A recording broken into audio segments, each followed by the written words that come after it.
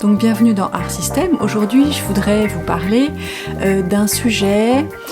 que je croise régulièrement, que ce soit en discutant avec certaines personnes ou bien en écoutant des podcasts. Il s'agit de la culpabilité que l'on peut éprouver quand on prend du temps pour soi, du temps pour créer. Et donc j'aimerais bien me pencher un peu sur ce sujet avec vous. Je discutais donc l'autre jour avec une amie de l'atelier ouvert que j'organise une fois par mois à Bottebillon le vendredi après-midi. Elle me disait « Ah mais c'est parfait que ce soit le vendredi après-midi parce que comme ça j'aurais fait tout ce que j'avais à faire dans la semaine et je me sentirais moins coupable de prendre du temps pour moi, de prendre du temps pour créer. » Alors tout se passe comme si dans la vie il y avait des tâches utiles et des tâches futiles et que certaines étaient plus glorieuses, plus honorables que d'autres. Et donc on est gouverné, on est tous gouvernés par une espèce de croyance qu'il y a des choses qui sont plus valables que d'autres et que quand on fait du travail de bureau par exemple ou bien lorsque on fait quelque chose qui est productif, qui est lucratif ou qui est bon pour la société, eh bien c'est mieux que de consacrer du temps à peindre, à faire de la photo, à jardiner ou à s'occuper de ses petits-enfants. Et en fait, ça obéit à une vision vraiment néolibérale du temps, c'est-à-dire que le temps, c'est de l'argent, et que donc chaque minute devrait être en quelque sorte rentabilisée, utilisée pour créer du profit, pour créer quelque chose qui rapporte. Et donc, tout ce qui n'entre pas dans cette catégorie, et bien sûr les pratiques artistiques ou les pratiques de loisirs comme la danse par exemple, ou la poterie ou je ne sais quoi, ne rentrent pas dans cette vision des choses, tout simplement parce qu'on ne peut pas les quantifier, on ne peut pas comptabiliser, ni leur donner une réelle valeur marchande. Et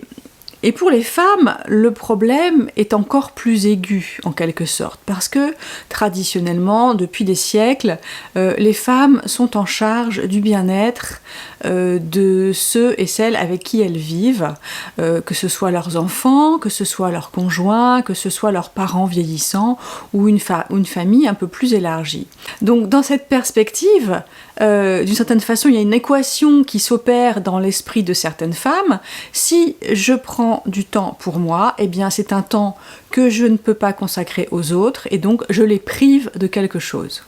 Alors bien sûr, cette vision des choses est une vision un peu simpliste, parce que d'une part, les autres adultes sont tout à fait capables de prendre leur vie en main, et si les parents conjointement doivent consacrer du temps à leurs enfants, il n'y a pas de raison que cela ne soit que l'attribut des femmes, bien entendu. Et donc c'est important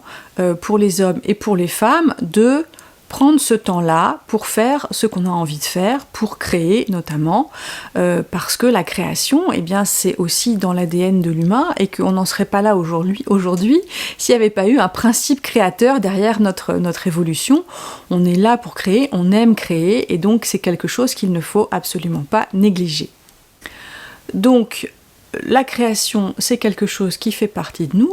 et le plaisir qu'on peut avoir à créer, même s'il n'est pas quantifiable, c'est important de le prendre en compte parce que si on se donne du temps,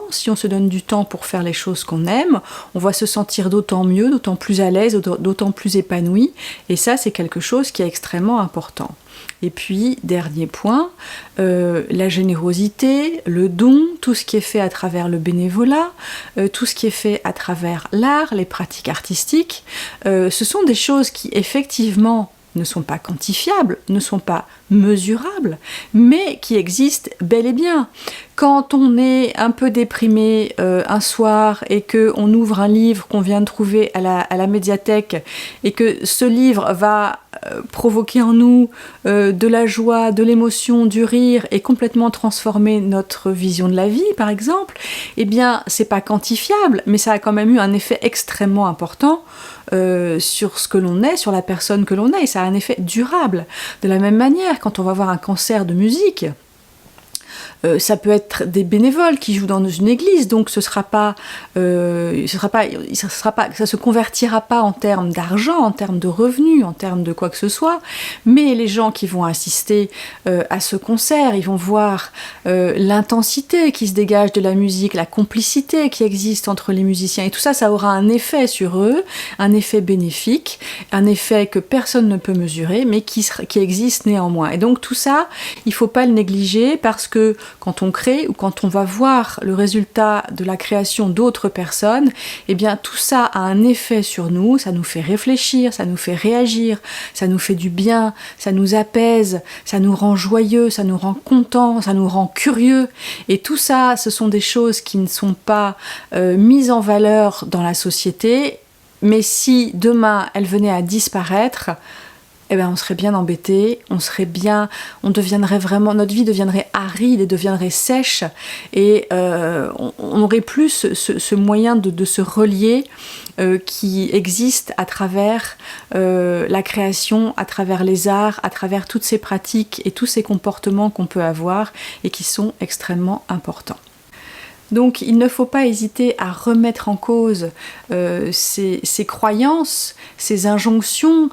toutes ces histoires que la société actuelle nous raconte et qui ne sont vraies que si on observe la vie que d'un point de vue économique. Mais la vie ne se résume pas à l'économie, et donc on va être des humains beaucoup plus épanouis, beaucoup plus heureux, beaucoup plus à l'aise dans notre vie si on se laisse du temps pour créer, pour faire des choses que l'on aime, pour laisser s'exprimer justement cette part créative qui est vraiment de notre ADN.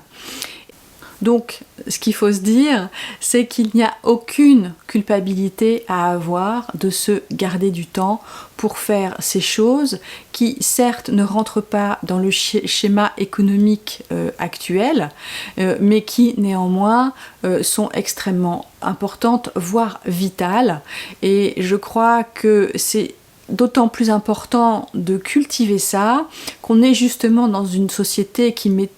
tout l'accent sur l'économique, il n'y a que ça qui compte, il n'y a que ça qui fait sa loi, et c'est important de contrebalancer cette tendance-là en résistant en quelque sorte, et en s'accordant du temps, et en faisant ce qu'on aime, et en apprenant à ses enfants à faire exactement la même chose, et à développer en eux leur créativité qui, on le sait, chez les enfants est extrêmement riche, ils sont extrêmement curieux, ils ont envie de faire des tas de choses, et donc il faut vraiment penser à cultiver ça comme on cultive un jardin. Voilà, j'espère que ces quelques réflexions vous auront interpellé,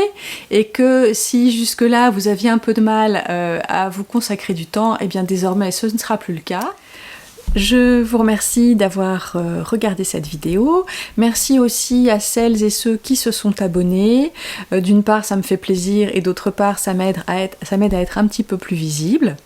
Si vous avez des commentaires, ils sont toujours les bienvenus. Si vous avez des sujets que vous aimeriez voir traités, n'hésitez pas à m'en faire part. Je suis à votre écoute, et je vous souhaite une bonne fin de semaine, et je vous dis à très bientôt.